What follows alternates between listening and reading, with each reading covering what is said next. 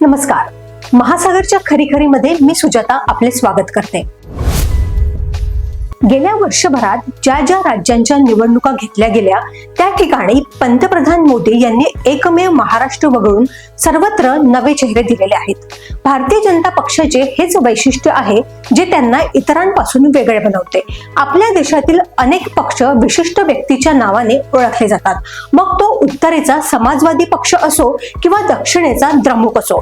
दिल्लीचे मुख्यमंत्री म्हणून अरविंद केजरीवाल यांचे नाव पक्के होते. आतेशी फक्त रिकामी जागा भरण्यापुरत्या मुख्यमंत्री झालेल्या होत्या. दिल्लीला यापूर्वी भारतीय जनता पक्षाच्या सुषमा स्वराज, काँग्रेसच्या शीला दीक्षित, आम आदमी पक्षाच्या आतिशी या 3 महिला मुख्यमंत्री म्हणून लाभल्या. पैकी सलग 15 वर्ष मुख्यमंत्रीपद सांभाळणाऱ्या एकमेव शीला दीक्षितच होत्या. मोदी साहेबांच्या नेहमीच्या शैलीप्रमाणे कालपर्यंत गुप्त असलेल्या रेखा गुप्ता प्रकट झाल्या. त्या पहिल्यांदाच निवडून आलेल्या आहेत हे विशेष. भारतीय जनता पक्षाच्या महिला मोर्चाच्या राष्ट्रीय उपाध्यक्ष म्हणून त्या भाजप वर्तुळात चांगल्याच परिचित होत्या. माजी मुख्यमंत्री साहेब सिंग वर्मा यांचे सुपुत्र प्रवेश वर्मा हे खरं तर सुरुवातीपासूनच मुख्यमंत्री पदाच्या रांगेत आघाडीवर होते. तरीही जे आघाडीवर असतील त्यांची निवड नक्की होईल अशी पक्की खात्री कोणालाच नव्हती. त्याप्रमाणे न झालेल्या मुख्यमंत्र्यांनी म्हणजेच प्रवेश वर्मा यांनी गुप्ता यांचे नाव सुचवले आणि त्या मुख्यमंत्री झाल्या. 27 वर्षापासून दिल्लीची सत्ता भारतीय जनता पक्षाच्या हाती नव्हती. संपूर्ण देशात भारतीय जनता पक्ष जिंकला, पण राजधानी दिल्ली केजरीवाल यांनी आपल्या मुठीत घट्ट पकडून ठेवलेली होती. गेल्या वर्षापासून केजरीवाल यांचा काटा कसा काढावा याची आखणी करण्यात येत होती. आता केजरीवाल यांचा वारू धावण्याचे थांबले. संघाच्या अंतर्गत पातळीवरील अत्यंत महत्वाची कार्यकर्ती म्हणून रेखा गुप्ता यांच्या हाती सत्तेचा शीर्षमहल देण्यात आलेला आहे. आज रामलीला मैदानावर रेखाताईंना मुख्यमंत्री पदाचा साज चढवण्यात आला. 77 पैकी 48 जागा जिंकून भारतीय जनता पक्षाने दिल्लीला नवा चेहरा दिलेला आहे.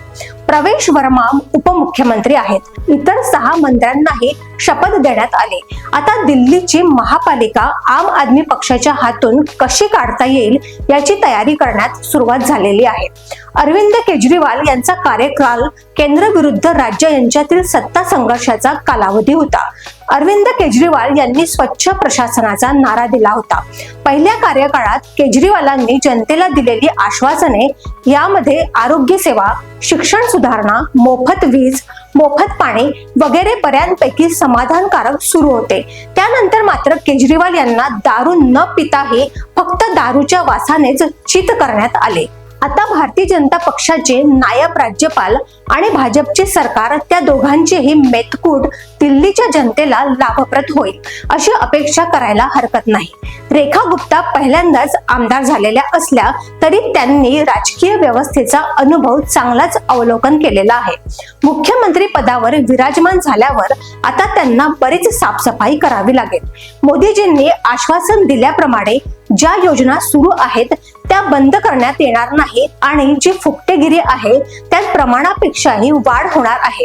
मोदीजी ज्याला रेवड्या म्हणतात त्यापुढे ही सुरू ठेवणे दिल्लीतील निवडणुकीपूर्वीच्या वचनबद्धतेमुळे आवश्यक झालेले आहे.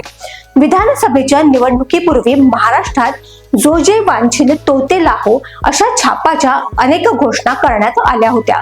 सध्या मात्र महाराष्ट्रासारख्या श्रीमंत राज्यालाही ती दिलेली वचने कशी पाळावी याची ददात पडली आहे. महानगरी मुंबई श्रीमंत राज्य आहे असे म्हणतात. मुंबई अर्थनगरी आहे, सिनेनगरी आहे. त्यासह अनेक नगऱ्या या मुंबई महानगरीत आहेत. दिलेल्या घोषणा प्रत्यक्षात आणण्यासाठी काय काय करावे लागते याचा अनुभव सध्या आपले महाराष्ट्र राज्याचे मुख्यमंत्री देवेंद्र फडणवीस जी घेतच आहेत. त्या मानाने दिल्ली हे छोटे राज्य आहे, पण दिल्लीची श्रीमंती मुंबईपेक्षा अजिबात कमी नाही. राजधानीच्या या शहराला नवे रूप देणे, जनतेला नवा विचार देणे, आम आदमी पक्षाबरोबर मुकाबला करणे, दिलेल्या घोषणेच्या योजना पूर्ण करणे असा चौफेर विकासाचा मार्ग आता पत्करावा लागणार आहे. दिल्ली देशाची राजधानी आहे. या राजधानीत चहूबाजूंनी शेजारच्या राज्यांचे अनेक तरुण दिल्लीत दाखल झालेले आहेत. याशिवाय दक्षिणेपासून महाराष्ट्रापर्यंत त्यांच्यासोबत हिंदी भाषिक प्रदेशातून लाखो परिवार दिल्लीत निवास करीत आहेत. आता या दिल्लीला सर्व प्रांतीय, सर्व भाषीय आणि सर्व धर्मीय जनतेला आश्वासक सरकार मिळालेले दिसले पाहिजे, हीच दिल्लीकरांची एकमेव आकांक्षा आहे. मोदीजींनी सरळ रेखा आखून दिली आहे. त्यानुरूप नवीन मुख्यमंत्र्यांना सरकार चालवायचे आहे. दिल्लीच्या नवनिर्वाचित मुख्यमंत्री रेखाजींना आमच्या मनापासून भरभरून शुभेच्छा. अशाच घडामोडींसाठी बघत रहा महासागर. अजूनही तुम्ही आमच्या चॅनलला सबस्क्राईब केलं नसेल तर लगेच सबस्क्राईब करा, लाईक करा आणि शेअर करा आणि बघत रहा महासागर. नमस्कार.